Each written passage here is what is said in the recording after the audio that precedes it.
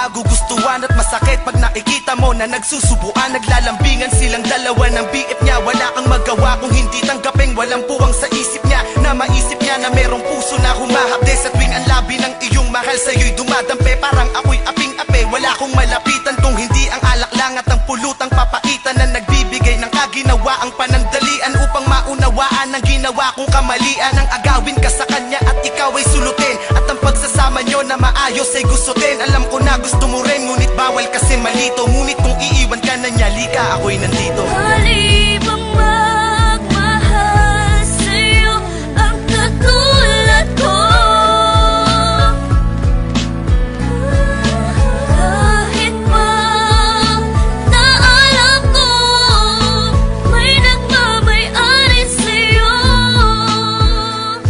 Ilang bote ng alak ang inubos ko't itinaob upang kahit papano may lumakas ang aking loob. Ngunit bakit ganun pa rin? Wala pa ring ipinagbago. Di ko magawa ang aking mga ipinangako na hindi na kita guguluhin pa at lalapitan. At ibibigay ko ang hiling mo na katahimikan sa piling ng iyong minamahal na walang ginawa kundi saktan ka at paluwain lang ang iyong mata. Wala akong magawa kundi ikaw ay unawain na ikaw ay nagmahal at siya ay mas nauna sa'kin. Kung kaya nilawakan ko na lang ang aking isipan at doon nasabi kong ba't ko ba pinagsisiksikan ng sarili ko sa taong di ako pinahalagahan. Nagmagmahal pala sa tulad mo'y isang katangahan. Ngunit hindi pa rin nagbabago, ikaw pa rin. Kung iiwan ka niya, nandito ko, handa kang tanggapin. Halibang magmahal sa'yo ang katulad ko.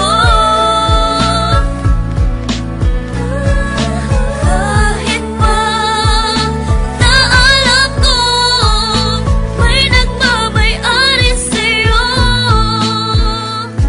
Mabigat man ang problema na sa'kin ay dumaan. Mahirap man kailangan kong bitawan upang gumaan. Yan ang aral na natutunan ko buhat ng matauhan. Dahil pala sa'kin kayong dalawa'y nagkatampuhan. Kung kaya iiwas na ako, yun na ang aking pasya. Wala nang magsasabi sa iyo nang iwan mo na siya. Wala nang magte-text sa'yo gabi-gabi bago matulog. Di na magsasabi ng bangin ka ba kasi nahulog na ako sa'yo. Wala na sa iyo nga aligay. Pag magmumura ka, wala nang tatapik sa iyong bibig. Sa tuwing magkikita tayo, di na ako sa'yo lalapit. Pag sa text hindi na tayo magtatawagan ng pangit. Kahit